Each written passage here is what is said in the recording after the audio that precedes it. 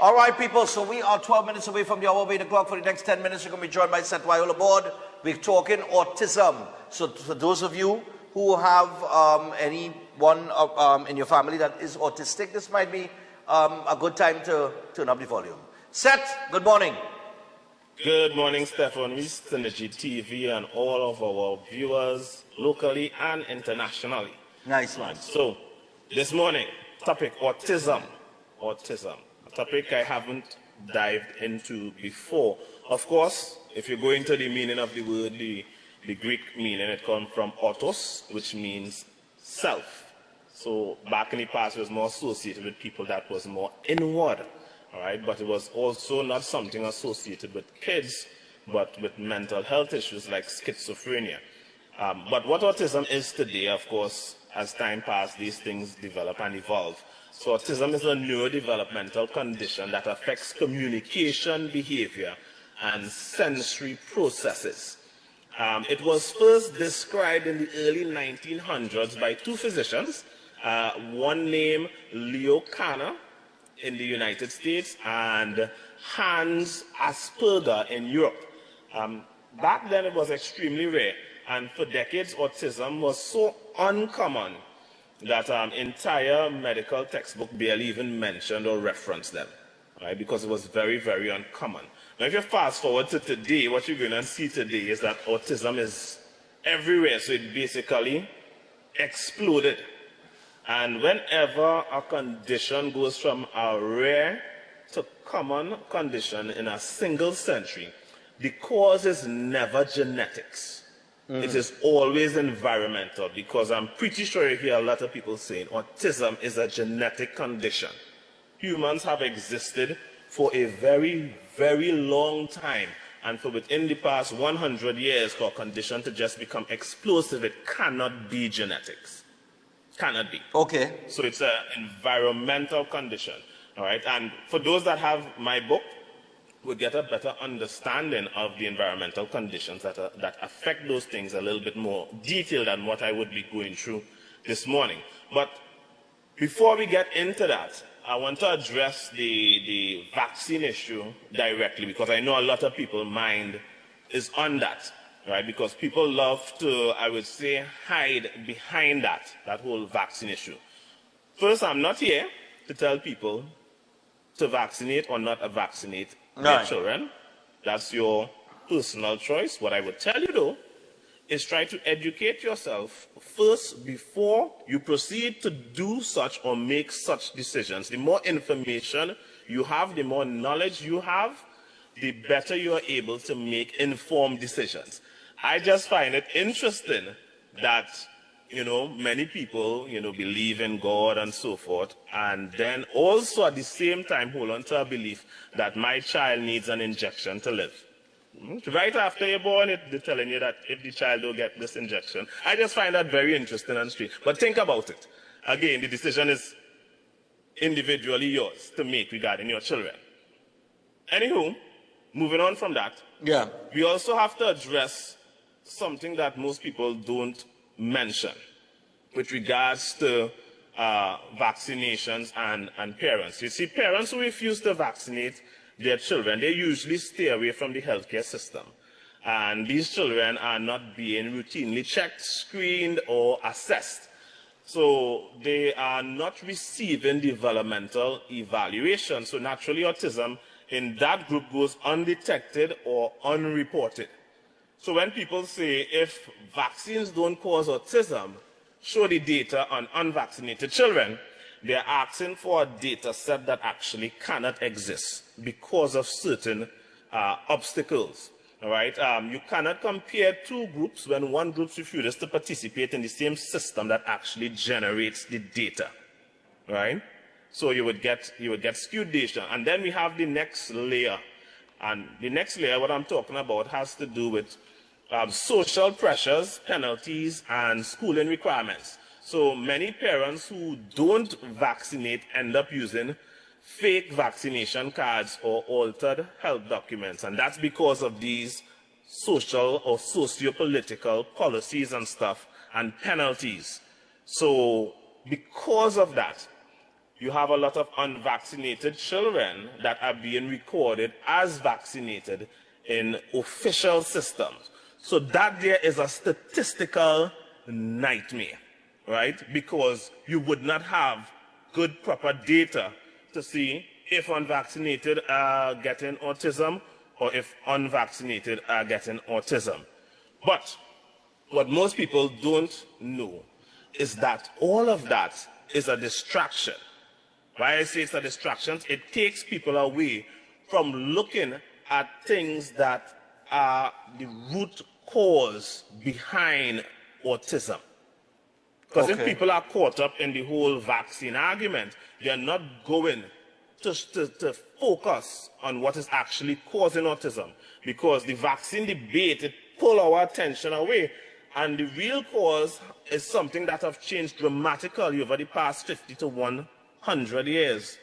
And that has to do with the collapse in human biology that started from our nutrition, from a nutritional standpoint. So the explosion of autism lines up almost perfectly with the explosion of sugar consumption, fructose intake, processed foods, seed oils, removal of animal-based nutrition, increased metabolic disease in adults, widespread nutritional deficiencies, and generational glycation stress, and especially that last one there, generational glycation stress, is something that I spoke about in my book, right? Now, these are not theories. They are biological shifts that have altered how the human body develops. For example, glycation damages cells, but it damages those cells on a fundamental level, on a molecular level. And then those same damaged cells are what the body has to use now to develop a child. Okay. Right? So we have damaged cells because people don't understand these environmental factors that affect their health. So when it comes to the development of the child's brain, it is affected. So autism risk actually starts not from the birth of the child, but from the parent's biology. So a mother's nutrient status, her blood sugar levels, her hormone balance, her metabolic condition, all of that shape fetal brain development. The father's sperm quality, which is heavily damaged, because I believe I spoke about this some time ago, heavily damaged by sugar, by alcohol, by seed oils and processed foods, also influences the child's development. So, remember last week we mentioned and we spoke about how there is now fructose being found in breast milk when it's not supposed to have fructose in breast milk? Yes. Right? All of these things are affecting, and the science does show that they affect the development of the child. Glycation influences and interferes with neurological formation. Low cholesterol, that limits hormone production, which is needed for brain development. And then we have the environmental toxins that add stress that a developing fetus cannot handle. Right? So all of these factors are taking place.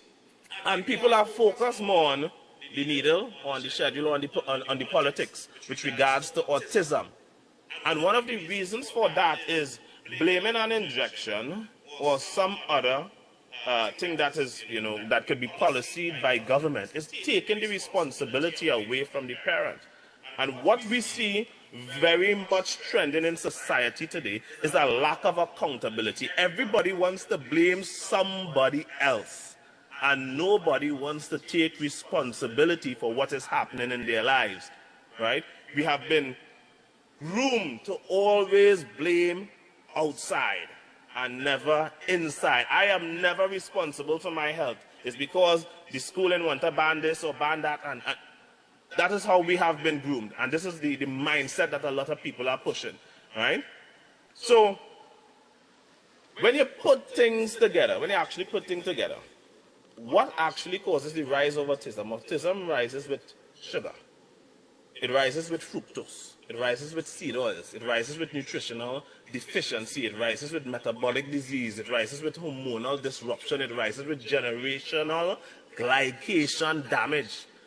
And these are the environmental and nutritional changes that matches the rise in autism, not the changes in the vaccine system. So the world has been arguing on the wrong thing for decades.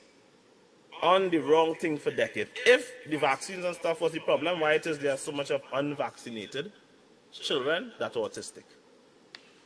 That cannot be the problem, right? That cannot be the problem. What I want to encourage people is, I want them to understand, this is the purpose that I wrote my book, Stefan.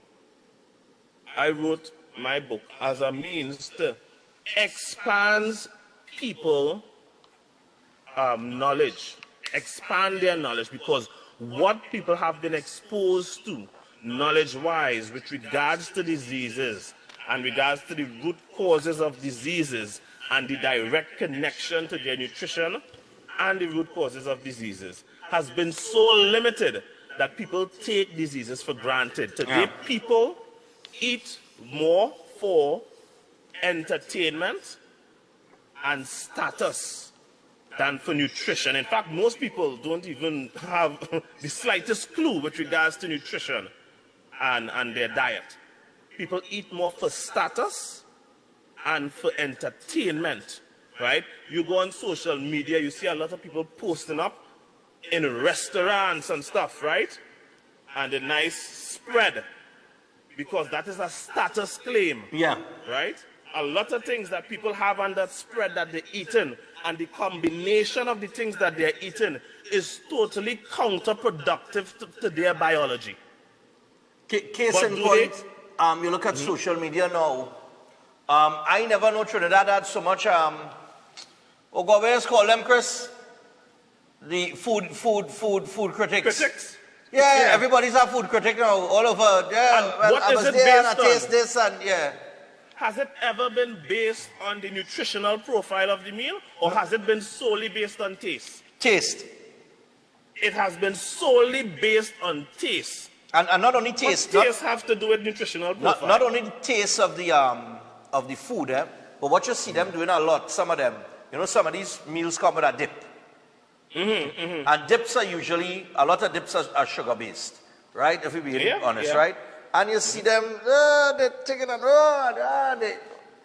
and I like, all that really necessary, but you know, and since when do we have, and the thing is, everybody food tasting good. I don't think I've heard actually. Exactly, right?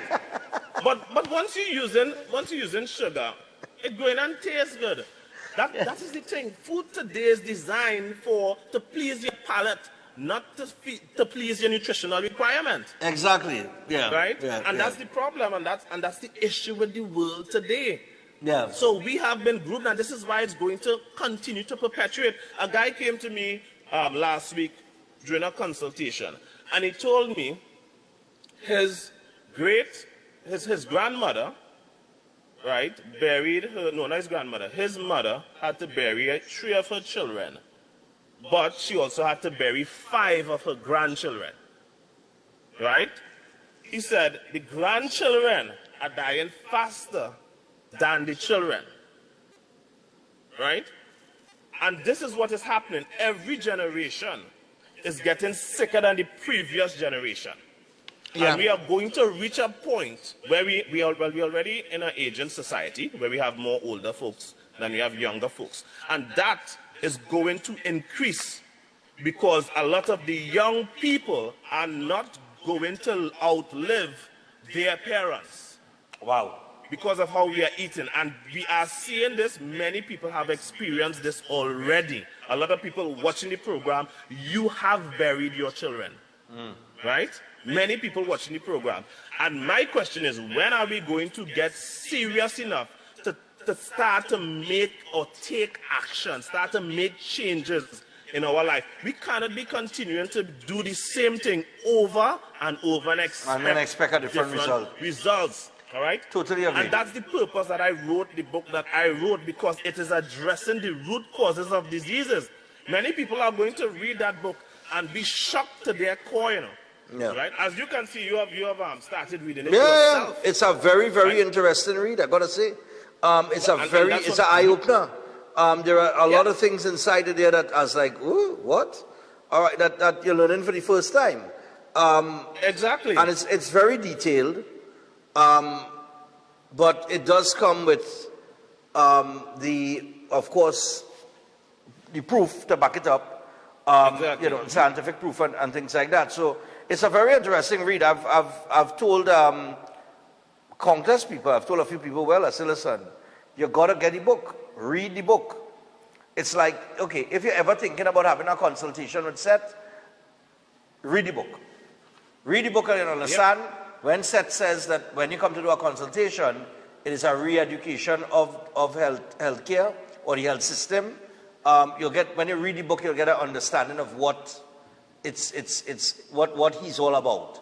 But some really, really interesting information inside of there. You know? Yeah, and that's what I told people. Yeah. And the reason I wrote that book is because of how shocked a lot of people are when they did consultations with me. Right. Right? They were shocked at the information because, remember, like I said, many people have preconceived views. They see holistic, so they assume that they know what I'm going to speak on. You know, much people call me and say, well, I was already eat healthy, and I told them, hold up, I am yet to encounter a single individual in Trinidad and Tobago that eat healthy. Other than myself. Right? Other than myself or my clients, right? Yeah. Other than myself or my clients. I have yet to encounter somebody in Trinidad that eats healthy. So a lot of things people think is healthy, it's far from it. Far from it. Right? So, and as we go into more segments, we're going to dive deeper into some of these things. Okay. Right? We're going to dive deeper into some of these things. And the fact that I have the book now where people could get a better idea of what I am about, I could now go deeper. Right? I could now go deeper. So I could let loose a little bit more with regards to information. That I'm sharing here. Mm-hmm. All right. Well, Seth, thanks a lot this week. And for those of you who, you know, were paying attention in terms of autism, you know, I hope the information was valuable for you. So do not forget that you can contact Seth, not just to book an appointment, but you could also contact him for his book. Like I said, it's a terrific, terrific read, very interesting read. You are going to open your eyes wide so when you realize, but wait, I always thought this was this way, and now it's that way, and it's just an eye-opener. But you could call him or WhatsApp him on 279-3935 or 761-1952. Seth, thanks a lot, man. Thanks for having me. All right. See you next week. Yeah, man. Always interesting to talk to Seth, you know. You learn something different, you know.